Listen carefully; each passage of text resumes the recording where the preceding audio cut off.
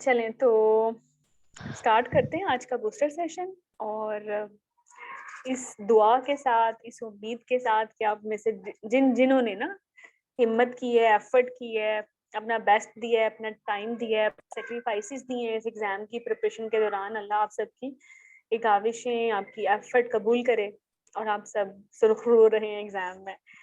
ना सिर्फ आपकी थ्योरी बल्कि आपका पूरा एग्जाम एज ए होल पास हो, डेफिनेटली पास होगा।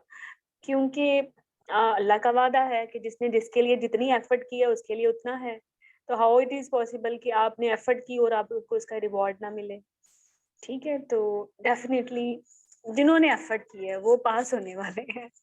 ठीक है, और हाउएवर रेयर सर्कमस्टांसेस होते हैं सबके लिए। तो जिन्होंने वाकई एफर्ट किए हैं तो वो ज्यादा अरसा इस एग्जाम में फंसते भी नहीं है। ये नहीं होता कि एक दफा कोई बैड लक हो गई, कोई अनफॉर्चुनेट इवेंट हो गया, आप एग्जाम में इतना जब परफॉर्म ना कर पाए, लेकिन अगली दफा ऐसा नहीं होगा। जो कॉन्टिन्यूसली आपके लिए इश्यूज है ना, you are not achieving your goal, तो it's mean there is a constant factor in your preparation. ठीक है, एनीवे हम सिर्फ पॉजिटिव बातें करेंगे आज। और जनाब आज के सेशन की थीम है कि how to prepare yourself, your study stuff in these last moments। अब ये लास्ट मोमेंट्स ही है ना, 21 को एग्जाम है एंड टुडे इज 19, हमारे पास एक ही दिन है। सो हमें इन इन दिनों को, इन मोमेंट्स को बेस्ट वे में कैसे यूज करना है कि हम एग्जाम में मैक्सिमम चीजों को रिप्रोड्यूस कर सकें। मैम नहीं 23rd को है पेपर। अच्छा, गुड, फिर तो और भी अच्छा हो गया है, तो और भी अच्छा हो गया। हाँ, गुड। अच्छा, तो एमसीपीएस वाइज का केएससी वालों का क्यों इतना जल्दी हो गया, 14 को ले लिया उन्होंने। यूजुअली ऐसे होता है, केएससी का एक दिन पहले होता है, नेक्स्ट डे पाकिस्तान में हो जाता है एग्जाम। इस दफा उन्होंने बहुत जल्दी ले लिया केएससी में। चलिए, एनीवे वैसे मुझे याद है पिछली दफा अप्रैल में कोविड की वजह से ही पहले हो गया था। Okay, you people have again, है तो लास्ट डेज ही ना, कल 20 है, फिर 21 है, 22, तो ओनली 3 डेज। क्या कैसे इन 3 डेज को प्लान करना चाहिए? मैं आपको अपनी सजेशन देती हूँ, फिर आप देख लीजिएगा कि आपके लिए वर्क करती है या नहीं करती। तो एग्जाम से ना एग्जैक्टली ये जो आपके लास्ट मोमेंट्स होते हैं, इसमें जो चीजें हम भूलती हैं उनको एक दफा ना जरूर रिवाइज करना चाहिए। आपको पता है लेबर नहीं भूलेगा, आपको पता है कि क्या करना है, उसमें कॉन्सेप्चुअल है ना। आपको मेडिकल डिसऑर्डर भी नहीं भूलेंगे, ये भी कॉन्सेप्चुअल है। आपको भूलने वाला है ऑन्कोलॉजी, इसकी stages and stage wise treatment और सर्वाइवल।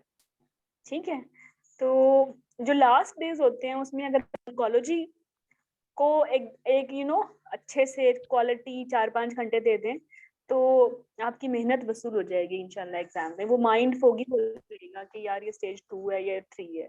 ठीक है, तो जरूर ऑन्कोलॉजी आपने रिवाइज करनी है।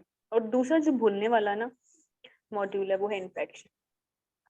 इन्फेक्शन की एंटीबायोटिक्स फर्स्ट जो आप देते हो प्रेगनेंसी में या नॉन प्रेग्नेंट स्टेट में, और नहीं दे पाते due to various reasons like allergies, तो सेकंड कौन सी है, प्रेगनेंसी में या ब्रेस्ट फीडिंग में या नॉन प्रेग्नेंट स्टेट में, ये जरूर रिवाइज करनी है। और वो पहला टेस्ट जो सबसे अच्छा है हर इन्फेक्शन का, वो जरूर देखिएगा।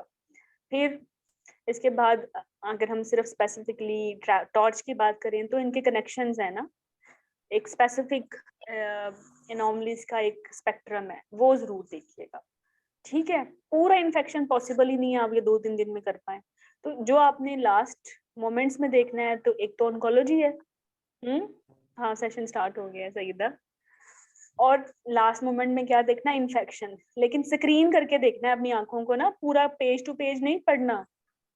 आप, मेरी आवाज आ रही है आप लोगों को? चैट बॉक्स में लिख दें। सईदा आयशा को नहीं आ रही, लिख दें ताकि वो अपने माइक पे काम कर रहे हैं। ओके, तो लास्ट मोमेंट पे देखेंगे तो बिल्कुल हमाकत है कि पेज टू पेज आप चीजें रिवाइज करें। अब आपने सिर्फ वो अपने जो अपने हैंडी पॉइंट्स हैं जो आपको लगता है कि ये भूलते हैं एग्जाम में,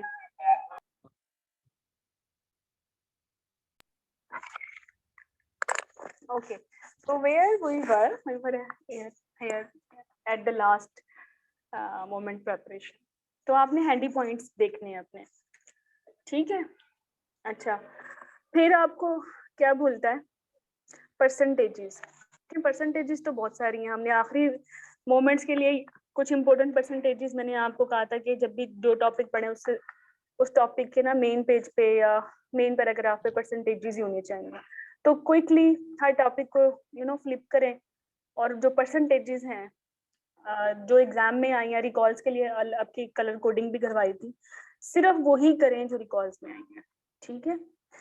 अच्छा, जिन्होंने रिवीजन वॉल्स के थ्रू तैयारी की है उनकी तो जिंदगी आज कल और परसों बहुत ही अच्छी होने वाली है, ठीक है। रिवीजन वॉल का कंसेप्ट ये 2-3 दिन जो एग्जाम से पहले होते हैं उनके लिए होता है, बट नो वरीज, आपने जो भी किया है जिस अंदाज से भी किया है, देखिए मेन पर्पस तो ये है कि आप उसको एक दफा रिवाइज कर लो। नोट्स में किया है, रिवीजन वॉल में किया है, बुक के ऊपर लिखा है, या कोई डिजिटल लाइब्रेरी बनाई है कि सारे लेबर के रिलेटेड चीजें आपने लेबर का ग्रुप बना के फेंका हुआ है, तो उसको एक दफा रीड आउट कर लें, ठीक है। बाकी जो ये तो चीजें हैं ऑन्कोलॉजी, इन्फेक्शन और ये परसेंटेजेस जो सबके लिए ही मुसीबत है, सबको ही इन 2-3 दिनों में इसको रिवाइज करना चाहिए। लेकिन मे बी कुछ चीजें आपके इंडिविजुअल लेवल पे डिफिकल्ट हो, जैसे एनीमिया की डिग्रीज, जैसे डायबिटीज की वैल्यूज, ठीक है, जैसे पीसीएम में इजेक्शन फ्रैक्शन की वैल्यूज, या थायराइड के क्रिटिकल लेवल्स जो आपने जिस पे हमें डायग्नोज करना है कि ये हाइपो है या हाइपर है, और प्रेगनेंसी में इनकी रेफरेंसेस, तो इनको भी एक नज़र देख लें। और क्या बचता है जो लास्ट मोमेंट पे रिवाइज करना चाहिए, यूरोगाइनी के जो यूरोडायनामिक्स हैं कि ब्लैडर कैपेसिटी कितनी है, या वो कट ऑफ क्या है ओवर एक्टिव ब्लैडर का, 2-4 उसकी, ये रेजिडुअल वॉल्यूम नॉर्मल कितना होता है, ये भी ऑब्वियसली परसेंटेजेस में ही आ जाएगा। ओके, फीटल मेडिसिन में कट ऑफ वैल्यूज आपने बोदर करनी है कि लाइक कंबाइंड टेस्ट की कट ऑफ वैल्यूज क्या हैं, कौन सा मार्कर किस ए न्यूक्लाइडी में ज्यादा होता है या कम होता है, या अदर स्ट्रक्चर एनॉमलीज में क्या है, ठीक है। और सीवीएस या एमनिसेंटिसिस की कट ऑफ जेस्टेशनल एजेस क्या हैं, ठीक है। आईयूजीआर के रिस्क फैक्टर्स, वीनस थ्रोम्बोएम्बोलिज्म के स्कोर्स, ओवेरियन हाइपर स्टिमुलेशन की टेबल, अर्ली प्रेगनेंसी पूरा का पूरा, बस बचा किया है पीछे फिर अर्ली प्रेगनेंसी पूरे का पूरा में देखना, वही ओवेरियन हाइपर सिंड्रोम आ जाएगा, जिसकी आपने माइल्ड, मिनिमल, सेवेयर और क्रिटिकल याद करनी है चीजें, आपके एग्जाम में काफी आती हैं। फिर एक्टोपिक प्रेगनेंसी की मैनेजमेंट और वो जो बीटा-एसिडी की वैल्यूज हैं इसको देख लें, पीयूएल कैसे देखना है उसको देख लें, और हाइपर एमेसिस ग्रेविडेरियम की जो first second third line antibiotics हैं आप उनको देख लें। तो देखें, पूरा सिलेबस कवर करना मुश्किल है, वो तो आपके इंशाल्लाह बैकग्राउंड में रहेगा, लेकिन ये जो छोटी छोटी चीजें हैं जो मैं अभी आपको नोट करा रही हूँ ना, ये एग्जाम से 3 दिन पहले या 2 दिन पहले एक दफा आप गो थ्रू कर लेना तो बहुत अच्छा होता है, आप एग्जाम में ना माइंड फोगी नहीं रहता, ठीक है। ओके, तो ये जनरल एडवाइस है, बाकी जो आपको बुरा लगता है वो जरूर देखिएगा। मे बी आपको ये यूरोगाइनी बुरी ना लगे, आपको इन्फेक्शन अच्छा आता है, but you are personally very weak in fetal medicine to give sufficient hours, quality hours to fetal medicine. MCPS के लिए जो हार्ड फेवरेट है ना, वो एक लेबर होता है, एक इन्फेक्शन होता है, और गायनी में अगर मैं कहूँ तो स्टेज ऑन्कोलॉजी की और बिनाइन कंडीशंस ब्रेस्ट की और ओवरी की।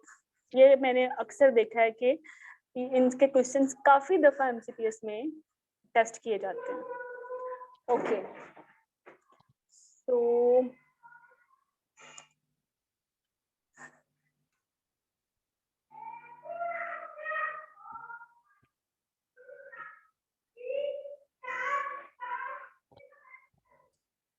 मैंने बड़ी कलरफुल सी पीपीटी बनाई है तुम लोगों के लिए।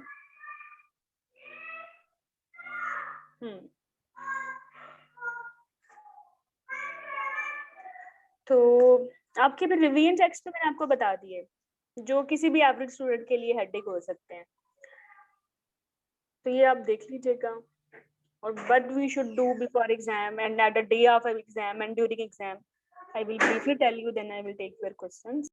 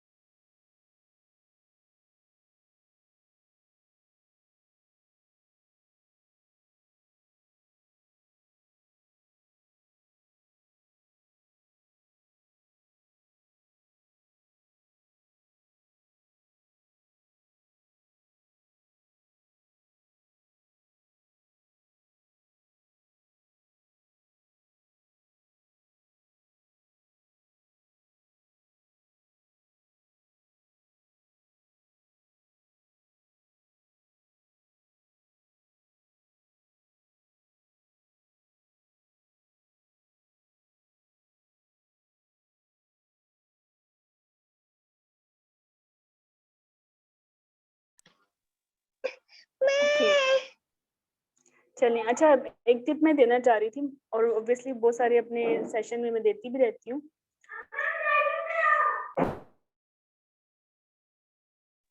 आपने एग्जाम में ना अटेम्प्ट कैसे करना है क्वेश्चन, तो ये कुछ स्टेप्स हैं, अगेन इनको रिफ्रेश कर लें। We have practised our live session on that format, आप सबको पता है, लेकिन फिर भी इम्पोर्टेंट बहुत है ये बात, तो इसको देख लें।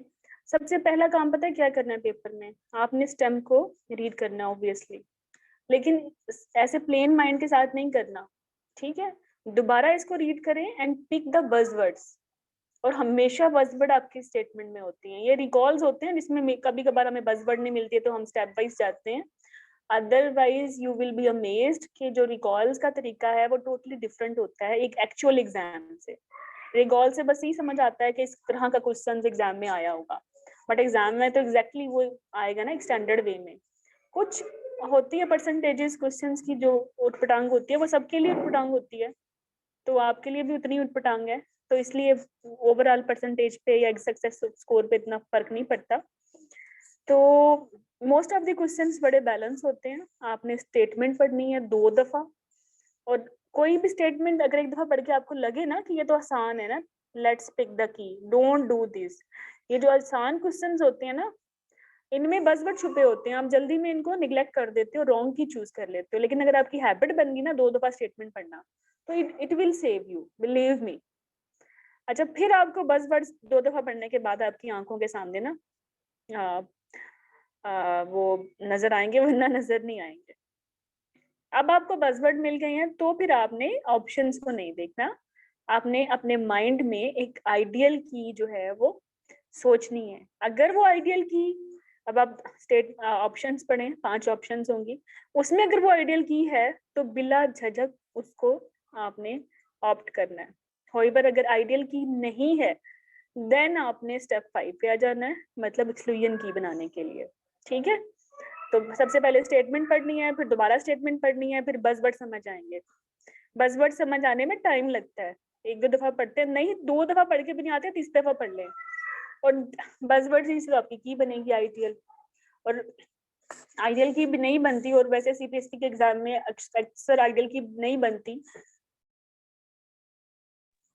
लेकिन एक्सक्लूजन की बन जाती है। आपको पता है ये 4 घटिया ऑप्शन है, 5वीं जो है इतनी बुरी नहीं है, तो चलो इसको पिक कर लें। चलो 5 की 5 खराब है, तो जो एक होगी उनमें से वो कम खराब होगी, वो आपकी की बन जाती है, तो दिस इज द एक्सक्लूजन की, ठीक है। ये बात आपने एग्जाम में मिस नहीं करनी है।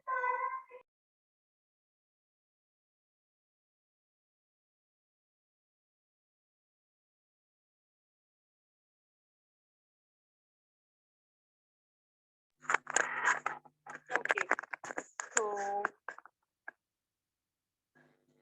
अब अगर आपका एग्जाम तुम्हारा लिखा हुआ है, लेकिन I am telling you part 23 March, exam 22 मार्च को ना शाम को ही अपने जूते कपड़े तैयार करके रख लें, ताकि लास्ट मोमेंट पे कोई क्यास ना हो, ठीक है। और कोई नई चीज आपने 22 मार्च को, अगर आपका 23 मार्च को एग्जाम है, तो 22 की शाम में कोई नई चीज नहीं करनी, सिर्फ आप अपने माइंड को रिलैक्स करें, मेडिटेट करें, नमाज पढ़ें। एनर्जेटिक आप जब एग्जाम के लिए निकलें तो कोई एनर्जेटिक सा स्नैक लेके जाएं, अच्छा सा नाश्ता कर लें, ठीक है, खाली पेट नहीं जाना। और एग्जाम में 30 मिनट्स बिफोर आपने पहुंचना है। अब पाकिस्तान की सड़कें, रोड, ट्रैफिक जाम इतना अनप्रिडिक्टेबल है कि एटलीस्ट 30 मिनट का तो मार्जिन रखिए ना आप, जरूर आपने मतलब पहुंचना है एग्जाम पे, मतलब टाइम पे। और फिर अगर आप लेट हो जाते हो तो फिर तो आपके एड्रेनलिन ही बेस लाइन पे आने पे टाइम लग जाता है, आधा घंटा वेस्ट हो जाता है पूरा, तो ऐसा मत करें। आइडियली अपने 40-30 मिनट का आपने मार्जिन रखना है कि एग्जाम हाल आप अर्लियर पहुंच जाएं। अपनी नींद पे कोई कंप्रोमाइज नहीं करना, ना आपने ब्रेकफास्ट पे कंप्रोमाइज करना है, और ना ही आपने कंप्रोमाइज करना है कि एग्जाम में आप लेट पहुंचे। आपने बहुत अच्छा भी परफॉर्म कर लिया है ना, तो ये 3 चीजें ऐसी हैं जो रियल टाइम आपको एग्जाम में डिफिकल्ट टाइम दे सकती हैं। बहुत सारे मेरे कैंडिडेट्स इतने अच्छे होते हैं, बट पता नहीं क्यों, ऑब्वियसली नेचुरल सी बात है, एग्जाम का स्ट्रेस सबको होता है, और मैं बताऊँ मेरे साथ भी बहुत बुरा होता है। मैं करती क्या हूँ, मैं ये भी बताऊंगी, मुझे नींद ही नहीं आती रात को ना, तो नहीं आती, तो मैं ना 9 बजे सो जाती हूँ अगर सुबह पेपर है। तो फिर सोते-सोते मुझे लग जाता है 1 या 2 बज जाते हैं। लेकिन अगर मैं सोऊँ ही 12 बजे रात को, तो फिर सोते-सोते ही 4-5 बज जाएँ, फिर 2-3 घंटे में बंदा क्या सोए? तो एटलीस्ट 8 आवर्स की तो साउंड स्लीप होनी चाहिए ना। तो आपको पता है कि आपको सोने में दिक्कत है, तो आप पहले ही सोने का माहौल बना लें, मार्जिन रख लें, ठीक है? लेकिन अगर फिर भी ऐसा होता है कि नहीं आती नींद, मैं उन्हीं कैंडिडेट्स में से हूँ, बस नहीं आती नींद, हालाँकि तैयारी भी बहुत अच्छी अपनी तरफ से करती हूँ, लेकिन फिर आई हैव टू टेक पिल। अब मैं ये नहीं कही तुम सब लोगों को मैं मतलब नींद की गोलियाँ खिला के एग्ज़ाम भेजूँ और तुम एग्ज़ाम में इतना अच्छा माइंड ना हो। ऑब्वियसली हैंगओवर होता है नींद की गोली खा के, लेकिन ये हैंगओवर पता है उससे बहुत बेहतर है कि आप पूरी रात सोओ ही ना। क्योंकि जब आप पूरी रात सोते ही नहीं हो तो बाय डिफ़ॉल्ट आपका माइंड इतना शार्प नहीं होता है कि आप आइडियल की, क्लियन की या बज़वर्ड जैसी हेक्टिक एक्टिविटी है वो आपको करके दे आपका माइंड। माइंड की तो खुराक ही सोना है, ठीक है? तो फिर ये वो हैंगओवर बर्दाश्त हो जाता है, थोड़ा बहुत माइंड काम कर लेता है, लेकिन एक बगैर सोया तो माइंड बिल्कुल आपके लिए कोई हेल्प नहीं देगा उससे। तो इन इन फैक्टर्स पे ये बड़े इंपॉर्टेंट फैक्टर्स हैं, इन पे प्लीज़ इनको आप हल्का ना लें और अच्छा भला पास होता एग्ज़ाम जो है ना बुरा हो जाता है, ना सोने की वज़ह से, भूखा जाने की वज़ह से और लेट जाने की वज़ह से। और इसका रिग्रेट भी दिल से नहीं जाता, मतलब इतनी अच्छी तैयारी की है और अगर आप एग्ज़ाम पे पहुँच ही ना पाए, देखें कितना रिग्रेट है। मैं चाहती हूँ आप में से किसी को रिग्रेट ना हो। पास फेल तो फिर भी बंदा बर्दाश्त कर लेता है, क्योंकि किसी भी एग्ज़ाम में 2 ही ऑप्शंस हैं, पास होना या फेल होना। लेकिन अब आपकी हमाकत हो जिसमें, फिर वो बड़े गंदे पछतावे होते हैं। अच्छा, एग्ज़ाम अल्लाह का नाम लेके उज़मा तुम्हारे साथ हुआ ऐसे? मेरे साथ तो हर दफ़ा ही होता है। मैंने अपने एग्ज़ाम से काफ़ी सीखा हुआ है, बचपन से ही दे रहे हैं ऑब्वियसली वी आर डॉक्टर्स, कितने कोई हमने एग्ज़ाम दिए हैं। तो मेरे साथ मैं तैयारी तो अच्छी करती हूँ, लेकिन मेरे साथ ये 3 मैटर जो है ना, ये मेरे लिए नहुसत साबित होते हैं। लेट पहुँचना, खाना ना खाना, रात को प्रॉपर तैयारी करके ना सोना और सबसे बड़ी मुसीबत होती है नींद ही ना आना। यार आप इतने सारे मरीज ठीक करते हो, इतने आप अच्छे लोगों की जिंदगी, अच्छे लोगों की जिंदगी में आसानियां पैदा करते हो, पर अपने लिए क्या कर रहे हो? अपनी जिंदगी भी तो आप ही ने आसान करनी है ना, किसी और ने तो नहीं करनी, ठीक है? तो फिर मैं यही करती हूँ कि ना भाई जल्दी सो जाती हूँ और फिर भी मुझे रात 2 बजे उठ के कुछ ना कुछ पिल लेनी पड़ती है, तो मैं पहले से ही तैयारी करके रखती हूँ, मुझे आधी लेक्सोटिनल खानी ही खानी है। लेकिन देखिए ये तो मेरे लिए है ना, और मैं अपने अच्छे कैंडिडेट्स को क्या कहूँ कि तुम नींद की गोलियां खाओ और हैंगओवर हो, ऐसा मत करें। बट मैं उन डिफिकल्ट रेयर स्टूडेंट्स की बात कर रही हूँ जिन्होंने कसम खाई हुई होती है स्ट्रेस लेके ना सोने की, तो वो हैंगओवर बेहतर है, सोना बहुत जरूरी है, कहने का मकसद मेरा ये है, ठीक है? अल्लाह का नाम लें, अब आपकी नींद भी पूरी है। देखें अगर एवरेज तैयारी भी है ना और नींद अच्छी है, तब भी आराम से पास हो जाते हो। बहुत बेहतरीन तैयारी और नींद अच्छी नहीं है, आराम से फेल हो जाते हो। तो इतना बड़ा इंपॉर्टेंट काम है अच्छी नींद लेना। फिर अल्लाह का नाम लेके तैयारी शुरू करें, अपना एग्जाम स्टार्ट करें। अपने ना इजी क्वेश्चंस पहले करने हैं। आप देखेंगे जीटीडी के स्कोर घटिया घटिया से आए हुए होंगे, आपको लगता है इस पर टाइम लगेगा, छोड़ दें। बिशप स्कोरिंग आई हुई है, गार्ड स्कोरिंग आई हुई है, नहीं छोड़ दें इनको सारे स्कोर्स, मैं तो कह रही हूँ छोड़ दें, ठीक है? जो इजी क्वेश्चंस हैं जिसमें कम कम टाइम लगता है, जो आराम से हो रही है, उनको मैक्सिमम सॉल्व करें। एंड पे फिर वो स्कोर्स के बच जाएंगे, कितने होंगे, कोई 7-8 क्वेश्चन होंगे, फिर आराम से अब आपके पास टाइम है, यू कैन कैलकुलेट। आपका स्ट्रेस भी नहीं है कि मेरा इतना सारा पूल रहता है, आप ऑलरेडी कर चुके हो, ठीक है? तो बाकी मैं पहले बता चुकी हूँ पेपर में जो आपकी स्टेप्स है, 2 दफा पढ़ना है, बस देखने हैं, आइडियल की बनानी है, क्लियर की बनानी है, ठीक है? होएवर आप इसके अलावा भी least, except, common, best, appropriate words जो हैं, इन बजाते खुद बज़वर्ड हैं, ठीक है? इनको नहीं भूलना। देखिए बेस्ट भी इंडिविजुअलाइज हो जाता है, एप्रोप्रिएट भी इंडिविजुअलाइज हो जाता है। किसी भी पर्टिकुलर क्लिनिकल सिनेरियो में अगर वो आपसे कहते हैं एप्रोप्रिएट मैनेजमेंट क्या है, तो this is individual for that patient, पूरी गाइडलाइन नहीं छापनी, ठीक है? जैसे आप अक्सर, अभी मैं कुछ दिनों पहले देख रही थी कि डीबीटी में बेस्ट क्या है, बेस्ट भी डुप्लेक्स ही है, डुप्लेक्स नहीं है तो डोपलर है, ठीक है? फिर जाके आप देखते हैं क्या एक्सक्लूड करना है, एप्रोप्रिएट भी यही है, ठीक है? अच्छा, हाँ, अगर वो गोल्ड स्टैंडर्ड कहते हैं तो फिर आपको पता है ना, गोल्ड स्टैंडर्ड हमेशा सॉलिड ही होता है, इसमें आप इंडिविजुअलाइज नहीं कर सकते, दैट विल बी अविनोग्राफी। Do not make rare assumptions and assume terms which are not written in the question. ये उस्मा तुम्हारे लिए है, प्लीज इसको सोच लो, जो उन्होंने लिखा हुआ है ना वो ही है, प्लीज कुछ पीछे नहीं है छुपाया हुआ, अगर वो कुछ छुपा रहे हैं तो उन पे कोर्ट केस हो सकता है कि why they are doing this. कोई नहीं ऐसे करता, एवरी एग्जामिनर वांट कि आप पास हो, ठीक है, और आपको बस बट मिले जिसकी वजह से आप की बनाए, कोई क्यों छुपाएगा, नहीं वो क्या चाहते हैं मैडम, वो शायद ये चाहते हो, ऐसा कुछ नहीं है, नथिंग। अप्रोप्रिएट लिखा है तो बस अप्रोप्रिएट ही है, और जो मरीज बताया बस वही है, जो इंफॉर्मेशन आपको नहीं दी गई that is okay, that is by default okay. हर वो चीज जो एबनॉर्मल थी वही आपको दी है, ठीक है। तो बाकी ना अज्यूम करे कि वो भी खराब है तो वो भी खराब है, क्या पता वो भी खराब हो, फिर तो गए, फिर क्या करोगी, फिर तो नहीं बनती की। Take things as they are written, ठीक है। जैसे तुम कहते हो madam hepatitis S antigen positive है, तो ई एंटीजन भी पॉजिटिव हो सकता है, भाई होगा तो लिख देंगे ना, नहीं है पॉजिटिव, ऐसी पॉजिटिव है।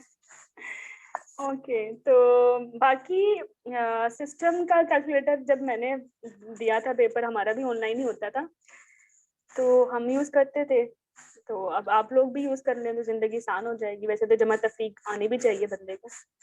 बाकी जो ब्रेक टाइम है ना उसको वाइजली यूज करना है, इसमें बहुत सारे बस बस क्या कहूँ मैं, आधे से ज्यादा बल्कि मैं 90% बच्चे किताबें खोल के बैठे हुए पिछला पेपर डिस्कस कर रहे हैं, इससे क्या फर्क पड़ेगा, मजीद स्ट्रेस ऐड होगी ना।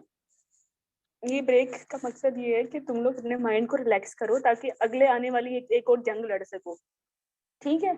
अब जब आपको पता है आपने अगले 2 घंटे की जंग लड़नी है, तो क्या करना चाहिए, किसने जंग लड़नी है, दिमाग ने लड़नी है ना, तो उसको फिर सुकून दो ताकि वो अच्छा परफॉर्म करे। एक तो पहले रात को नहीं सोए और अब 2 घंटे जो ब्रेक मिल गई है उसको भी सत्यानाश कर दो, बुक पढ़ के और स्ट्रेस लेके पेपर डिस्कस करके। क्वाइट पॉसिबल है 2-4 क्वेश्चन आपको पता चले आप गलत करके आए हो, कोई मसला नहीं है, आप उनकी स्ट्रेस लेके बैठ जाओगे, सभी से गलतियां होती हैं, मैं भी आपका एग्जाम दूं तो मेरे भी नहीं आने वाले 100%, ठीक है। ओके, तो ब्रेक टाइम में सिर्फ आपने आप नमाज पढ़ ली, हल्का फुल्का खाना खा लिया, पेट भर के ना खाएं फिर वो नींद आ जाती है, वरना कॉफी ले जाए साथ, वहां तो होती नहीं है, टी शीट दे देते हैं सीपीएससी वाले, बट अगर कॉफी ले जाओ तो अच्छा है, वो उसमें ज्यादा की होती है सीएनएस स्टिमुलेंट, ठीक है, साशे फिर साथ लेके जाए। बाकी मैंने बता दिया ये वाली बातें, ठीक है। Be wise in time management, जो मुश्किल क्वेश्चन हैं उनको स्किप करते हैं, उन्हीं पे ना बैठे रहे 5 घंटे उन पे लिखा लगा दें। आपने मैक्सिमम आपने 200, जैसे पहले पेपर में 100 क्वेश्चन है ना, तो 100 में से आपने 90 पहले ही हल करनी है, जो 10 मुश्किल है उनको एंड पे करें, आपके पास टाइम भी है उसको देने के लिए, और लेट्स सपोज अगर नहीं भी बचता तो 90 तो कर चुके हो ना, प्रोबेबिलिटी ज्यादा है स्कोर लेने की। अभी नहीं 10 पे लगा दोगे 2 घंटे तो फिर वो भी गलत, क्योंकि जिस जो क्वेश्चन पहली दफा नहीं आता प्रोबेबिलिटी तो ये है वो आपको आता ही नहीं, ठीक है। तो जो आते थे वो तो आपने टाइम ही नहीं दिया उनको, तो ऐसा नहीं करना, तो स्किप करते रहे। और वैसे करने वाले स्किप करने वाले इन्फेक्शन ऑन्कोलॉजी वाले ही होते हैं, स्कोर्स वाले होते हैं, फिर उनको कोशिश करें अंडर पे कर लें। बाकी भाई देखो अपना मोराल हाई रखो, नो मैटर जितनी मर्जी घटिया प्रिपरेशन है, बिलीव में अच्छी नींद है ना और थोड़े बहुत स्मार्ट हो, और कभी कुछ पढ़ा भी था तो एग्जाम वाले दिन याद आने क्या चांस है। लेकिन अगर अब बहुत अच्छा पढ़ा हुआ है लेकिन मोराल ही गंदा है, नींद ही पूरी नहीं है, जो अच्छा खासा पढ़ा हुआ था ना वो भी जाने का इम्कान है, वो भी नहीं समझ आने, खिचड़ी पक जाएगी दिमाग। अपना मोराल हाई रखें, ठीक है, और नींद भी पूरी रखें, बाकी चीजें देखें एग्जाम में खुद ही आप रिप्रोड्यूस करते हैं। बल्कि अभी मुझे याद आता है जब मैं तुम लोगों को पढ़ा रही होती हूँ, मुझे वो केसेस याद आ रहे होते हैं जो मैंने रेजिडेंसी में देखे थे, उस वक्त समझ नहीं आए थे, अब तुम लोगों को पढ़ाते हैं ना फिर समझ आ रहे होते हैं, अच्छा अच्छा ये वो। तो हमारा माइंड है, हम डॉक्टर्स हैं, हम तो ऑब्वियसली क्रीम ऑफ नेशन है, कुछ तो डिफरेंट था ना हमारे अंदर, तो यहाँ तक पहुंचे हैं, ठीक है। तो इंशाल्लाह यू कैन इजिली मेक आकी। बाकी देखें कॉन्फिडेंट रहें, और बाकी स्लोगन के निकालें, ऑप्टिमिस्टिक रहें, और इन चीज़ों, ये छोटी छोटी सी बातें हैं, अगर इन चीज़ों को आप ओवरलुक करते हैं ना और एग्जाम में इनका शिकार हो जाते हैं तो फिर एग्जाम हाथ से आराम से चला जाता है। ठीक है। दूसरी बात एक मैं क्या कहूँ कि यार वॉशरूम सुबह सुबह फारिग होके जाया करें, ठीक है। जो भी आपने टॉयलेट अटेंड करना है सुबह ही करके जाएं पीसफुली, वरना इससे भी आपके परफॉर्मेंस पे फर्क पड़ता है। You are not going to washroom during exam, you are not concentrating on the statement and buzzwords, ठीक है। बाकी आपने बहुत अच्छी तैयारी की। अगर किसी ने लाइव सेशन ही सुन ली है ना और समझ भी आ गई और समरी कार्ड्स पढ़नी है, तुम पास हो, लिख के देती हूँ। और उसके बाद तुम लोग कॉन्फिडेंट हो, नींद पूरी है, अपने ऊपर ट्रस्ट है, एटीट्यूड अच्छा है, तो व्हाई नॉट। तुम्ही ने तो पास होना और किसने पास होना है। और फिर वो कौन से लोग हैं जो पास होंगे, ऐसे लोग तो पास होते हैं। इंशाल्लाह फिर होंगे तुम भी। जी अब आपके कोई मसले मसाइल हैं तो मुझे बताएं, मेरी तो बिल्कुल खत्म। यही बताने की मैम छोटी छोटी बात। जी मैंने ना मैम शॉप का पूछना था आपने, शॉप के मैनेजमेंट का मैम एक एल्गोरिथम भी था, वो मुझे नजर नहीं आ रहा लाइब्रेरी के अंदर भी। मैम वो मैंने पूछना था, शॉप की मैनेजमेंट जो थी। ABC है उसकी मैनेजमेंट। तो मैम कोई तरह कोई भी शॉक आएगा जिसमें ऑक्सीजन कम होगी या उन्होंने पल ज्यादा दी होगी, कोई भी जो उसके फीचर्स होते हैं शॉक के, तो मैम ABC से ही whatever हम is उसको प्रोसेस करें। whatever is shock, ABC is first। जी मैम ठीक है। लेकिन कुछ एक्सक्लूजन भी था। 20 वीक से ज्यादा प्रेग्नेंट है तो क्या करना है, लेफ्ट लेटरल करके call for help and ABC है, ठीक है। जी ठीक है। ओके मैम काइंडली आप मुझे वो एल्गोरिथम टैग कर देंगी। हाँ लाइक मैं कर दूंगी। जी अभी ma'am thank thank ma'am you. you। जी मैम उस दिन रोजा भी है। क्या क्या रोला मैम है? उस दिन हाँ बताओ ना, देखो यही रोले वाले क्वेश्चंस तो आते हैं, ये एक्सेप्शंस ही आती हैं पेपर में, ठीक है। मैम मैं कह रही हूँ उस दिन रोजा है, हम तो कॉफी भी नहीं पी अच्छा सकेंगे। ओहो रोजा है, लेकिन पता नहीं, आई डोंट नो आप आपका क्या कमिटमेंट लेवल है टुवर्ड्स योर फेथ, तो बाद में भी रखा जा सकता है, बस पता कर लें अपने किसी आलिम से। तो अगर जी आपका एग्जाम है, आपका है ही माइंड गेम एक्टिविटी, तो हम तो इस्लाम में तो मुझे नहीं लगता कि बंदा सफर भी करे तो रोजा माफ हो जाता है। हाँ ये जी। सफर ही है, ये सफर ही है, मुझे तो लगता है। बाकी देख लीजिएगा, मैं इस पे कमेंट नहीं दे सकती, ठीक है। मैम एक बात पूछनी थी। जी मैम बस ना मुझे ये बता दें, वो इंस्ट्रूमेंटल डिलीवरी में रोटेशन का पूछना था कि ऑक्सीपिट इंटीरियर के अलावा हमें हर एक में रोटेशन चाहिए होती है ना? नहीं तो like no no ma'am no, ये बस थोड़ा सा बता दें। हमें रोटेशन चाहिए। अच्छा तो इस पर तो मैंने छोटी सी वीडियो बनाई हुई है ओपी डिलीवरी की, मैं वो वो मैं तुम्हें सुनी थी टाइप दो कर। बार ना, मुझे समझ नहीं आया। अच्छा मैं तुम्हें क्या बताऊं अब, खैर अब थोड़ा सा बता दें। शुरू। ये देखो ना, ये गोल दायरा है 360 का ना। जी चलें अब इसके हम कर लेते हैं 4 हिस्से। तो ये भी 90 का जी हो गया, ये भी 90 का हो गया, ये भी 90 का हो गया, और 45 का ठीक। फिर कैसे होगा ऐसे, फिर ये हाँ 45 का हो गया और ये भी 45 का, ठीक है। ठीक है।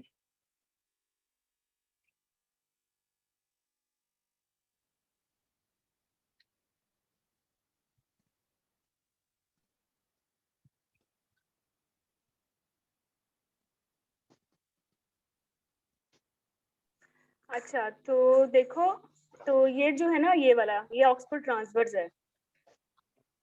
ये जी वाला, ये है ऑक्सीपिट पोस्टीरियर, नहीं एंटीरियर है सॉरी, और ये है ऑक्सफोर्ड पोस्टीरियर, ठीक है। ठीक है।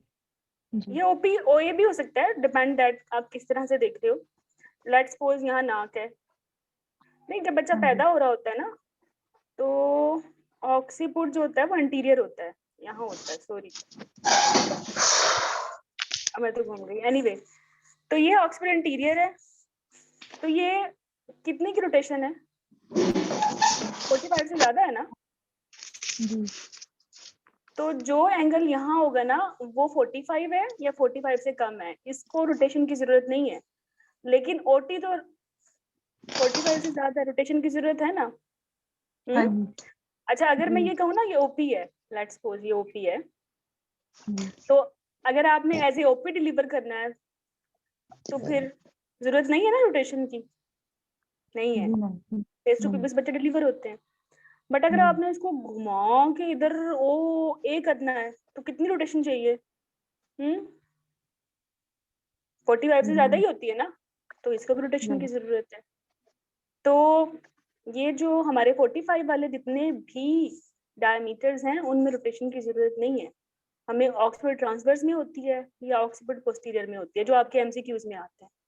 अच्छा, ओपी की रोटेशन कब चाहिए होती है? अगर ओपी आ जाए ना 0 पे या 1 पे, तभी हम इसको घुमाते हैं। अगर ये +2 पे आ जाए तो फिर हम इसको नहीं घुमाते हैं, हम इसको एज ए ओपी ही डिलीवर कर लेते हैं। नहीं समझ आया होगा, आई कैन अंडरस्टैंड। मैडम आ रहा है आगे अच्छा देखो, ओपी को 1 और 0 +1 पे इसलिए घुमाते हैं कि यहाँ अगर ओपी ही स्टे कर जाए तो लेबर बड़ी लंबी हो जाती है। सेकंड स्टेज में ज्यादा मैक्सिमम कॉम्प्लिकेशंस होती हैं, सीपी होता है, स्ट्रॉन्ग कॉन्ट्रैक्शंस होती हैं, बच्चा भी खराब होता है।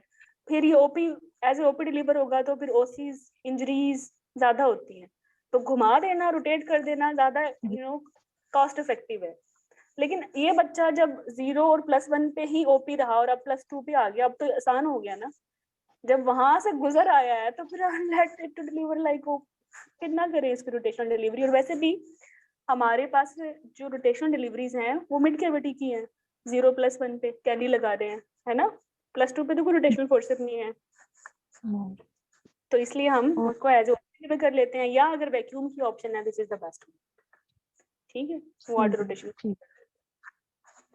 मैम और इसी तरह अगर ऑक्सीपिड ट्रांसफर +2 पे आ जाए तो पॉसिबल ही नहीं है, पॉसिबल ही नहीं है।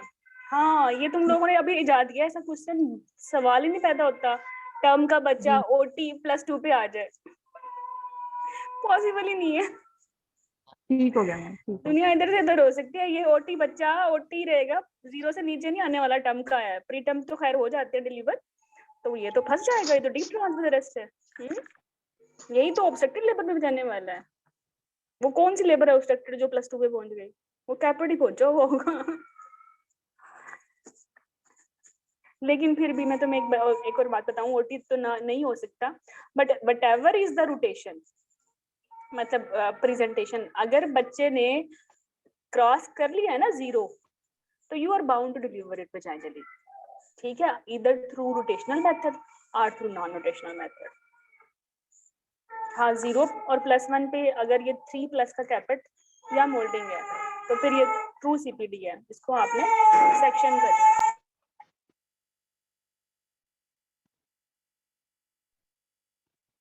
ठीक है मैम, थैंक यू, समझ आ गया।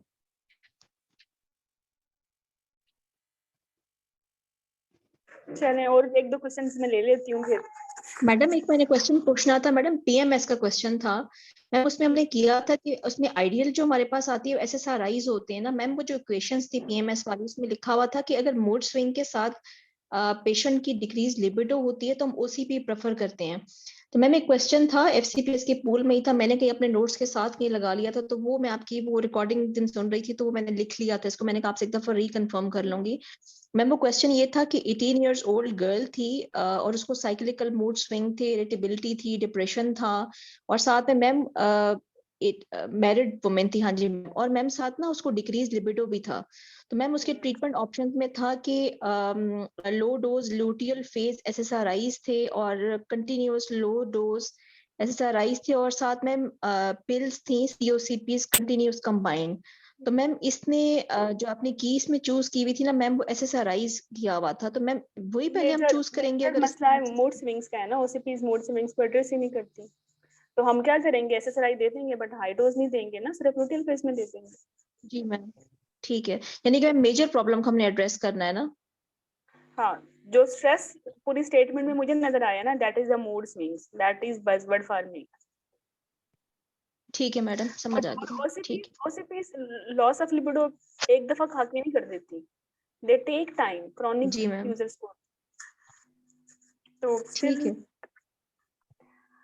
मैम दोनों ही मैम बकवास एक है ना, दोनों ही बकवास है, लेकिन देखिए मोर इम्पैक्ट क्या है की का, वैसे तो हम यानी कि लॉस ऑफ लिबिडो की वजह से ओसीपी नहीं कर सकते, है ना? जी मैम। और मूड स्विंग्स के लिए हमारे पास ऑप्शन ही यही है SSRI की, पर बंदा कहाँ जाए, कुछ तो करना है ना। तो मैम तो अगर फिर इसका मतलब प्री डोमिनेंट कंप्लेन अगर डिक्रीज हाँ, लिबिडो की आ रही है प्रीडोमिनेंट, तो फिर हम ओसीपी। मैम ठीक हाँ, है, समझ आ गया, थैंक यू तो मैडम। जो भी वो स्ट्रेस जिस पे करते हैं मैम दैट विल बी समझ आ आउट। गया। जी मैडम, थैंक यू। मैम एक क्वेश्चन है, 43 year old para 2 irregular vaginal bleeding के साथ और बायोप्सी पे प्रोलिफरेशन है, इसमें मैडम साइक्लिकल ओसीपीज देंगे या साइक्लिकल प्रोजेस्टेरॉन देंगे? देखो, बायोप्सी पे प्रोलिफरेटिव कौन से डे पे है, फर्स्ट हाफ मैडम पे या सेकंड हाफ पे?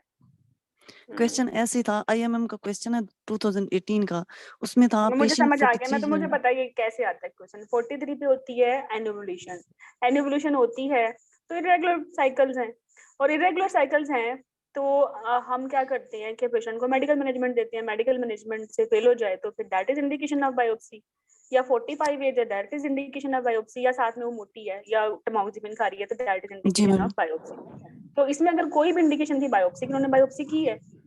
बायोप्सी पे अब आ गया है proliferative phase. Proliferative phase buzzword हम तब लेते हैं जब ये सेकंड हाफ में करते हैं, जब हम एंटिसिपेट कर रहे होते हैं सेक्रेटरी चेंजिंग। अब ये जी मैम। प्रोलिफरेटिव आ रही है, इसका मतलब है कार्पस लुटियम ही नहीं बना, प्रोजेस्टेरॉन ही नहीं आई, इसका मतलब है ओव्यूलेशन ही नहीं हुई। That is it's mean this is a anovulatory cycle. अब एनओव्यूलेटरी साइकिल में सिर्फ साइकिल इरेगुलर और हैवी नहीं है, सिर्फ जी इरेगुलर मैम। है, कुछ भी वन प्रोजेस्टिन लेके कि ये मेरा रेगुलर हो जाए। तो इसके पास दो ऑप्शंस हैं, या तो लुटियल फेज को सपोर्ट कर दे, प्रोजेस्टेरॉन दे दे सेकंड हाफ में, या इसको ओसीपीज दे जी दे। मैडम। लेकिन आप अगर इन दोनों में सबसे अच्छा तरीका ओसीपी है साइकिल को रेगुलर करने का, जी मैडम, ठीक है, थैंक यू। तो ओसीपी देंगे। और एवर दूसरा, अगर ये होती ना आपके पास ओसीपी की ऑप्शन नहीं है, लेट्स सपोज जी यूके में मैडम। कोई चीज है, हाइपरटेंशन आ गई, नहीं दे सकते ओसीपी, तो फिर क्या दें? जो होती है ना हैवी ब्लीडिंग्स, उनमें कभी भी साइक्लिकल नहीं देते हम, तो इसमें हम कॉन्टिन्यूस प्रोजेस्टेरॉन देते हैं। तो अगर आपका बज़वर्ड है सिर्फ इरेगुलर ब्लीडिंग तो you are going to pick OCPs. Second one is cyclical या फेजिक, नहीं साइक्लिकल नहीं बोलना चाहिए, फेजिक बोलना चाहिए, लुटियल फेज वाली, ठीक है, सेकंड हैव वाली जी मैम। प्रोजेस्टेरॉन। लेकिन अगर मैं इसमें ऐड कर दूं ना, नहीं ब्लीडिंग भी है, फ्लो भी है, तो फिर तो आपकी ये आउट ही हो गई फेजिक। फेजिक कभी भी हैवी ब्लीडिंग में नहीं देनी, नेवर एवर। या तो फिर साइक्लिकल दें या फिर ओसीपीज में। अच्छा, आपने 43 पे बताया कि इसका इरेगुलर पैटर्न था, हैवी नहीं बताया मुझे, और साथ ही मुझे जी मैडम, बताया है भी कि नहीं था। बायोप्सी पे प्रोलिफरेटिव है, दैट ओसीपी है। ओसीपी का ठीक जो है मैडम। नॉन नॉन कॉन्ट्रासेप्टिव सबसे बड़ा बेनिफिट आप क्या है? Cycle regularity. जी मैडम। और प्रोजेस्टेरॉन का सबसे कॉमन साइड इफेक्ट पता है क्या है? Cycle irregular, cycle irregularity, unscheduled bleeding.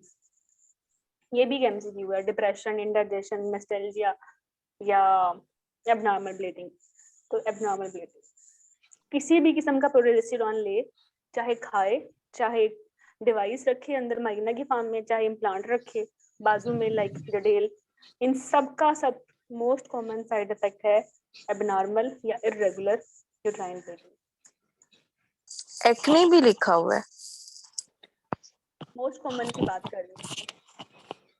और अच्छा एक्ने मैम, ये कौन सा, नहीं नहीं, एक्ने तो सिर्फ सेकंड जनरेशन में होता है ना, थर्ड जनरेशन में उनकी ट्रीटमेंट ही है। देखो ना, प्रोजेस्टेरॉन की टाइप डिफाइन करती है कौन सा साइड इफेक्ट है। सब सारे टाइप्स में जो मोस्ट कॉमन साइड इफेक्ट है ना, वो है एबनॉर्मल ब्लीडिंग, इरेगुलर ब्लीडिंग। लेकिन फिर जो मोस्ट स्पेसिफिक है वो ये है कि जो फर्स्ट और सेकंड जनरेशन है ना, दे आर एंड्रोजेनिक, वो करती हैं एक्ने। थर्ड में तो डाइन 35 है, वो तो एक्ने की दुश्मन है, वो तो देते ही एक्ने ट्रीट करने के लिए, है ना। हिर्सुटिज्म और मैडम में एक एक्ने एमसीक्यू में है डाइन उसमें, देते हैं ना। और मैडम एक एमसीक्यू है उसमें लिखा हुआ है ना, most common side effect of progesterone, उसमें एक्नी, हेडेक और विथड्रॉल ब्लीडिंग है, तो उसमें विथड्रॉल ब्लीडिंग आएगा? हाँ, विथड्रॉल ब्लीडिंग, ये एक्चुअली ठीक है डाटा का मैडम। क्वेश्चन है, ठीक है, वो हैशटैग डिस्कस करके ना ये पढ़ लीजिएगा। तो जी अच्छा मैडम, वो हुआ मैंने मैंने बता दिया कि हर किस्म के प्रोजेस्टेरॉन का अगर आपके पास है ना ब्लीडिंग इश्यूज, तो that is the most common side effect. अच्छा मैडम, ठीक एक है। क्वेश्चन था डायबिटीज में विदाउट एनी बज़वर्ड, अगर हमें इससे पूछते हैं कि बेस्ट कॉन्ट्रासेप्शन क्या होती है, तो मैम उसमें तो यूके मैक 1 देखें तो कॉपर टी यूके मैक 1 में No, आती है no, no, हमारी। no, no. Listen. There are two buzzwords. The most effective are the most safe. ठीक है, द मोस्ट सेफ, सेफ्टी के लिए यूके मैक है, इफेक्टिवनेस के लिए तो यूके मैक नहीं है। ठीक है इफेक्टिव सबसे मोस्ट है इम्प्लांट जी, 0.05, हाँ पर्ल इंडेक्स है। उसके बाद है विजेक्टमी 0.02 है। उसके बाद है मायरीना 0.2। उसके बाद जाके आईयूडी है आई थिंक 0.6 तक। फिर जी वो मैम, सारी ठीक, शुरू तो मोस्ट इफेक्टिव में तो सारी लार्क है हमारे पास। जी और ये ठीक है। तो यूकेमैक 2 में जाएंगी डायबिटीज में। यूकेमैक 1 में फिर बैरियर मेथड है, बैरियर मेथड का तो पर्ल इंडेक्स कोई 26 है, 27 है, इतना फेलियर रेट है, तो इफेक्टिव तो ना होगी ना। हाँ सेफ है, कुछ भी नहीं होता, कोई हार्मोन नहीं है। ठीक है। अच्छा मैम, वो तो भी आपने क्वेश्चन बसवर्ड नहीं, मैं बसवर्ड दोबारा बता रही हूँ। UKMEC is only for safety, it is not for effectiveness. जी मैम, ठीक है। अच्छा मैम, आपने वो क्वेश्चन अमेंड करवाया था ना मैम, ये जो था पेशेंट वो जो मल्टीपल कॉर्बिडिटीज के साथ आती है मैम, प्रोलैप्स के पेशेंट में, जिसे पेशेंट डायबिटिक होती है, हाइपरटेंसिव होती है, हमारे पास क्लोज ऑप्शंस जो थे एसएसएफ का था और वीएच का था। आपने कहा था इसमें वीएच हम चूज करेंगे, एसएसएफ नहीं करेंगे। हाँ बिल्कुल, ठीक है एसएसएफ मैम। हम एसएसएफ में जी मैम, नहीं, सॉरी कोमॉर्बिडिटीज में। कोमॉर्बिड। हाँ फंस जाओगी ऐसे, तुमने मुझे बजवर्ड प्रॉपर नहीं दिए। देखो जी मैम, उसमें तो एसएसएफ। एसएसएफ का बजवर्ड ये है कि कोमॉर्ब्स हैं, ठीक है, और पेशेंट सेक्सुअली इनएक्टिव है या इंटरेस्टेड नहीं है, ठीक है, क्योंकि इसने तो डिस्प्रोनिया करना है।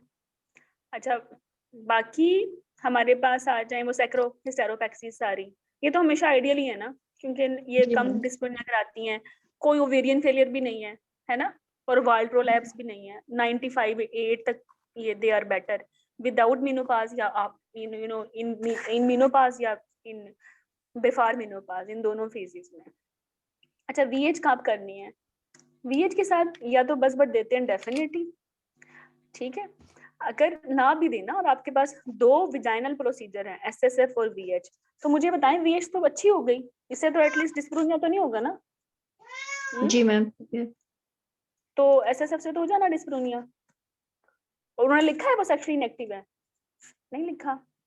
अच्छा दूसरी बात ये कि वो देते हैं अक्सर पेशेंट 60+ वाली, 60+ में वीएच ने कौन सा ओवेरियन फेलियर करना है, वो पहले ही हो चुकी है मेनोपॉज। 60 ईयर पे जो ये कोई ट्रायल था, इससे ऐसा है कि जो ओवरी को रखने का फायदा है ना और ना रखने का फायदा, वो न्यूट्रल हो जाता है, ठीक है, 60 ईयर पे जाके। इससे पहले ओवरी फिर भी रखनी होती है, क्योंकि कुछ ना कुछ तो एंड्रोजन देती है ना, लिबिडो को एड्रेस करती हैं। तो anyway if you are going to choose at 60 year of age, VH और एसएसएफ दोनों ही विजाइनल प्रोसीजर हैं, बट वीएच में कोई डिस्प्रोनिया नहीं है, एसएसएफ में डिस्प्रोनिया है, तो वीएच इज बेटर देन, लेकिन buzzword will change the game. Ma'am even in the presence of comorbs the VH is better. नहीं, जब ये आपके वही हाइपोथेटिकल सिनेरियोज है ना, अगर वो कोमॉर्बिडिटीज को दरमियान में लेके आना चाहते हैं तो फिर उनकी रीजन ये होती है कि what are you going to choose between SSF and sacrocervicopexy, क्योंकि जो सैक्रोसेरोपेक्सी है दिस इज एब्डोमिनल प्रोसीजर और एसएसएफ जो है वो वेजाइनल है। तो हम नहीं चाहते कि एक पेशेंट जिसमें कोमॉर्बिडिटीज है, रिस्क है फॉर एनेस्थीसिया कॉम्प्लिकेशन, हम उसमें मेजर एब्डोमिनल सर्जरी करें। इन दैट पेशेंट हम एसएसएफ पे जाते हैं। ठीक है। नहीं मैम, ये क्वेश्चन मुझे एग्जैक्टली याद नहीं आ रहा, ये तो हमने क्वेश्चन मैम लाइव नहीं, सेशन मुझे जब कैंडिडेट्स मैनिपुलेट करते हैं ना कीज में, मैं फौरन ही मुझे समझ आ जाती है। तो जैसे वो +2 पे ओटी आ रहा था, मुझे पता आता ही नहीं है, और अगर कोमॉर्बिडिटीज डाल के टाई देंगे तो दो चीजों में देते हैं, एसएसएफ में या सैक्रोसेरोपेक्सी में। और अगर वीएच और एसएसएफ में टाई आती है ना, तो वो एज होती है पेशेंट की, और वो अगेन उसमें डिस्प्रोनिया कहीं ना कहीं डालते हैं, तो हम वीएच आराम से चूज कर लेते हैं। ठीक है मैडम। मैम यही वाला क्वेश्चन मैम पेसरी के साथ भी तो आता है मैम, वो भी ऑप्शन होती है पेसरी की। देखो पेसरी की इंडिकेशन के साथ ही पेसरी है, वरना पेसरी एक घटिया तरीका है प्रोलैप्स को एड्रेस करने का। मैम ओल्ड एज मैम होगी जैसे और नहीं देखो हाँ। पेसरी की इंडिकेशन है कि पर पेशेंट प्रेग्नेंट है, उसको प्रोलैप्स है, अब कुछ कर ही नहीं सकते, पैसरी रखेंगे, पर प्यूरियम में हो गया, कुछ कर ही नहीं सकते। अल्सर है, अल्सर ठीक नहीं होगा तो हमने कुछ करना ही नहीं, सर्जरी नहीं करवा सकती, नहीं फिर क्या करें, फिर कुछ टाइम बिंग हमने देना जब तक फिट नहीं होती। तो दे आर द इंडिकेशंस इन्हीं के मुताबिक, या पेशेंट ने रिफ्यूज ही कर दिया, मैंने करानी नहीं सर्जरी, फिर मैम जैसे ये भी क्वेश्चन डिस्कस कर रहे थे, तो मैम ये क्वेश्चन में है कि 65 इयर्स ओल्ड लेडी है मैम, उसकी कोमॉर्बिडिटीज हैं, तो उसमें हम लोग क्या करेंगे मैम? ऑप्शंस में वीएच है, टीएच है, बर्श है और पेसरी है। TH Burch ma'am ma'am TH pessary तो उसमें भी रख सकते हैं ना, अगर किसी की फैमिली कंप्लीट ना हो और अच्छा यूवी देखो प्रोलैप्स देखो में है, देखो यंग पेशेंट हो। कोमॉर्बिडिटीज में टीएच आउट हो गई है ना, बर्श जी भी मैम, आउट हो गई क्योंकि स्ट्रेस इनकॉन्टिनेंस में करते हैं, सर वो लेना देना ही हाँ नहीं है। जी हाँ, मैम। और पेसरी कोमॉर्बिडिटीज उन्होंने बोला कोमॉर्बिडिटीज हैं, अनकंट्रोल तो नहीं बोला ना, ये भी आउट नहीं हो गई, मैम फिर वो वीएच ही है, फिर वीएच है। लेकिन पेसरी अनकंट्रोल में करते हैं जब तक कंट्रोल्ड नहीं हो जाती, मतलब डायबिटीज कोमॉर्बिडिटी है, अभी शुगर लेवल ज्यादा है, पेसरी रख दो, ठीक हो गए तो वीएच कर दो या सर्जरी कर दो। पर मैम इसमें जो स्पेशली मेंशन करते हैं कि हस्बैंड अलाइव होता है, तो उसमें भी हमें सेक्रोस्टेरोपेक्सी। तुम एग्जाम में जा बैठोगे ना, तुम्हें मजा आ रहा होगा बज़वर्ड देख के, टिक्की पिक मैम करने में। फैमिली कंप्लीट ना हो तो उसमें भी पैसरी सिलेक्ट करेंगे ना। हाँ फैमिली कंप्लीट ना हो तो पेसरी, ये मैम इंडिकेशन। जैसे वो 30 इयर्स पे आती है मैम लेडी, आप मैम देखो यंग पेशेंट 30 ईयर पे आई हुई, उन्होंने लिखा है कि इसकी फैमिली कंप्लीट नहीं है, तुम उसको पैसरी रख रहे हो। अगर उन्होंने पैसरी रखवानी है तो वो कहेंगे नल्ली पैरा है, शी वांट टू कंसीव, अगर नहीं कहते तो गो फॉर सेक्रोपेक्सी। मैम मैंने पेशेंट कहा की ना, एज भी तो जो मैटर करती है ना। नो हु सेड एज की वजह से तो सेक्रोपेक्सी कर रहे हैं, 30 साल की बंदी है, जी इतनी जी लंबी जिंदगी गुजारनी है, उसको आइडियल तरीका दें सेक्रोपेक्सी, पैसरी आइडियल है व्हाई? मैंने कहा थर्ड क्लास तरीका है ये।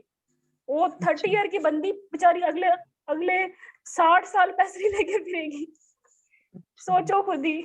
नहीं, अगर 30 ईयर है तो दिस इज अ बज़वर्ड कि आइडियल तरीका दें इसको। अगर वो पैसरी में हमेशा नल्ली डालते हैं या लिखते हैं शी वांट टू कंसीव, और मैंने मैम बोला अगर ना खुद से सेक्रो ना assume नहीं ऑप्शन में करना, हो तो फिर कुछ ना मैम कुछ नहीं और है होगा, फिर वही आइडियल की फिर एक्सक्लूजन की, ये तो रिकॉल है मैम ना। इसमें। मैम उसमें तो था मैम कि 30 में मैम सेक्रोस्टेरोपेक्सी करेंगे ना 30 ईयर के हाँ, अंदर। बिल्कुल मैम वो बिल्कुल उसमें ऑप्शन में नहीं था मैम, उसमें था कि पेसरी थी, मैनचेस्टर रिपेयर था और वीएच थी और टीएच थी मैम, ये 4 अच्छा ऑप्शंस थी। तो एक्सक्लूड करो ना, करो 30 ईयर पे क्या करना है, मैनचेस्टर करनी है, हाँ, या वीएच करनी है, और क्या करनी है, पैसरी मैम रखनी है टीएच था और यहाँ पेसरी या थी। टीएच। अब मेरी बात सुनो, 30 ईयर पे टीएच तो वैसे ही खुदकुशी है और वीएच भी खुदकुशी है ना, जी मैम। पैसरी थी। तो पैसरी ठीक है, मैनचेस्टर भी खुदकुशी है। ठीक है मैम। ये वैसे पैसरी इसलिए हमने ऑप्ट की है कि हमारे पास वो है कि आगे कुआं और पीछे खाई, ठीक है मैम ये मैम। एक्सक्लूजन की ठीक है हाँ मैम। इसलिए मैम नहीं किया इंजरी मैनचेस्टर, अगर पैसरी ना होता तो फिर मैनचेस्टर करते। आप मुझे कहें 30 ठीक ईयर की बंदी में वीएच करनी है, टीएच करनी है, ये मैनचेस्टर करनी है, मैं तो मैनचेस्टर करूंगी, एटलीस्ट यूट्रस तो बच रही है, इसकी ओवरी तो बच रही है, वरना वीएच टीएच में यूट्रस भी गई और कुछ अर्से बाद ओवेरियन फेलियर भी हो गया, 30 ईयर की बंदी है। ठीक है मैम। इसी तरह बस मैम एक और क्वेश्चन था मैम, वो ओल्ड एज मैं हाउस आई में हैव रहते हैं। Answered, believe me that there is an urogynae session, कोई 6 घंटे का है, मैंने तो ये सारा करवाया आपको, no worries, just open that session, उसको फास्ट मोड में चलाएं यूट्यूब पे जाके, वो चलेगा, और वो आप चाहें जहाँ अपनी मर्जी के क्वेश्चंस पे जाके उसको सुन लें, बट ये आपको क्लियर होना चाहिए बस पर कि किस में वीएच करनी है, किस में एसएसएफ करनी है, और किस में पैसरी रखनी है। मैं बता चुकी हूँ, आइडियल की पे जाएं, आइडियल की नहीं है तो फिर एक्सक्लूड करते जाएं। तो एक्सक्लूजन तो बड़ा फनी है ना, क्योंकि हमेशा 4 तो बहुत ही घटिया होती हैं, जो 5वीं होती है जैसे मैनचेस्टर है, कितनी घटिया की है, कोई चूज करता है। लेकिन अगर आप मुझे कहीं ना टीएच करो 30 ईयर की बंदी की, तो मैं उसे तो कम ही घटिया है ना तो फिर मैंने कर ली, आप भी मैम ऐसे ये एक और कीजिएगा। क्वेश्चन है मैम, ये टीबी से रिलेटेड है मैम। एक ओल्ड हाउस में आंटी रहती हैं मैम, उनको क्रॉनिक कफ है, लेकिन मैम वो अक्यूट यूरिनरी रिटेंशन के साथ आई हैं, तो मैम हम उसका क्या करवाएंगे? Chest x-ray, urine examination, urine culture या ब्लड कल्चर? मैम जो कंफ्यूजन थी मैम वो ये थी कि आपने कहा था ना अक्यूट रिटेंशन होगी तो यूटीआई होगा आपका, तो आपने उसको ट्रीट करना है। तो मैम हम इसमें, लेकिन मैम वो क्रॉनिक कफ है तो वो चेस्ट भी और वो उसकी वजह से पेल्विक टीबी भी हो सकती है, तो मैम हम अगर टीबी पे जाएं तो बस। फर्स्ट हम लोगों ने टेस्ट कराना है, वो चेस्ट अल्लाह, एक्सरे कितनी कराना जिंदगी मुश्किल कर ली तुमने अपनी, कितनी अपनी जिंदगी मुश्किल कर ली। तुम मुझे बताओ, तुम्हारा एग्जाम, तुम गायनाकोलॉजिस्ट से वो टीबी पूछेंगे, गायनी का टीबी तो आपकी जिम्मेदारी है ही नहीं। चलो ऑब्स का टीबी तो फिर भी प्रीटर्म लेबर कराएगा, वो चलो कोई हमारी जिम्मेदारी है। टीबी तो हमारी जिम्मेदारी नहीं है गायनी में, वो क्यों हमें कहेंगे हम टीबी चूज करें? वाई? क्रॉनिक कफ के साथ तो प्रोलैप्स ही है ना, नीचे सिस्टोसील है, और सिस्टोसील में क्या होता है? स्टेसील, उसमें भी यूटीआई है। और ये जो सिस्टोसील में होती है ना, वो ग्रेजुअल रिटेंशन होती है, अक्यूट नहीं होती। सही। मैम पे यूरिन एग्जामिनेशन पूछना था, जैसे आपने बताया था कि हमारी गाइडलाइन में तो इंडक्शन ऑफ लेबर का जो प्रोटोकॉल चेंज हुआ है, प्रीवियस वन आई है हमारे पास आईयूडी के साथ। आपने लाइव सेशन में बताया था कि बिफोर 24 वीक्स हो तो हम इसको मतलब कि प्रोस्टाग्लैंडिन E2 से इंड्यूस करेंगे, 28 के बाद हम इंट्रासर्वाइकल फोलीज डालेंगे प्रीवियस वन आईयूडी किसने के लिए। कहा है? मैंने नहीं कहा 24 इज कट ऑफ, 28 कौन सी कट ऑफ अच्छा है? 24 इज अच्छा वायबिलिटी की एज है ना। 24 वीक के बाद अगर प्रीवियस कार आती है तो फोलीज डालें, और 24 वीक से 24 पहले आती है तो फिगो रिजीम दें 2017 की। वो उसमें तो माइज़ोप्रोस्टोल है, और उसमें लिखा हुआ है कि according to local protocol you can reduce the misoprostol dose in previous car.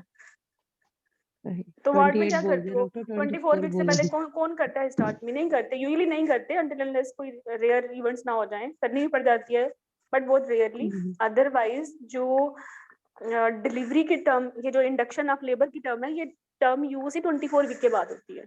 इससे पहले तो हम अबार्शन मिसकैरेजेस यूज करते हैं, surgical miss, medical expected.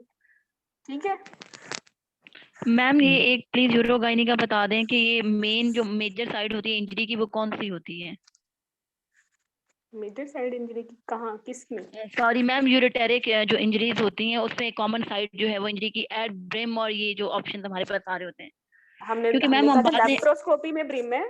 Laparotomy में जो मोस्ट कॉमन लेप्रोटमीज होती हैं वो हिस्टेक्टमीज की वजह से होती हैं, उसमें लोअर थर्ड है, यूट्राइन आर्टरी। ठीक है मैम, क्योंकि मैम इसमें एक हम लॉगरिथम भी तो कर रहे होते हैं जिसमें हम ये कह रहे होते हैं कि पहले यूट्राइन आर्टरी कुछ हमारे नहीं पास हो रही कर होती।